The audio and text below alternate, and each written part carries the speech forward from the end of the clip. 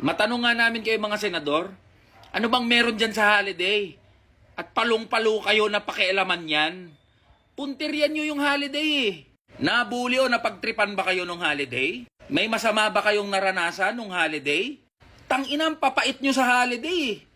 Parang aping-api kayo dyan sa usapin na holiday. Ang daming problema ng bansang to tsaka ng mga manggagawa, yan talaga, holiday. National concern, holiday. Etong national concern ng mga Pilipino, kung magre-research lang kayo at gagamitin yung mga utak nyo, malalaman nyo na hindi holiday ang concern ng mga Pilipino. Number 1, kontrolin ang presyo ng mga bilihin at serbisyo.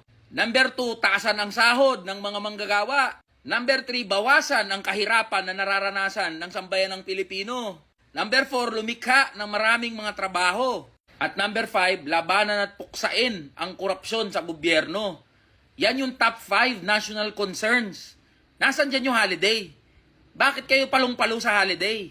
Aminin nyo na kasi na sinusunod nyo yung dikta ng mga malalaki at mga bilyonaryong negosyante para bawasan yung mga holidays. Alam nyo ba mga boss na as early as 2014, tinutulak na ng Employers Confederation of the Philippines o ECOP na bawasan ang mga holidays sa Pilipinas. Sinabi uli nila yan last year that they are backing fewer holidays in our country. Ayan mismo yung position ng mga negosyanteng yan, no? And the same narrative is being repeated this year. At ang kanilang spokesperson sa Senado, si Cheese Escudero. Yan mga boss ang pinakadahilan. Gusto na bawasan ng mga malalaking negosyante yung mga holidays.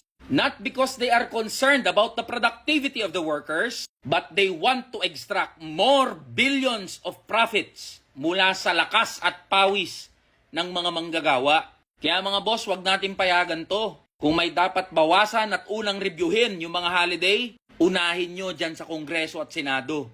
Kayo ang pangunahing palamunin ng bansang to.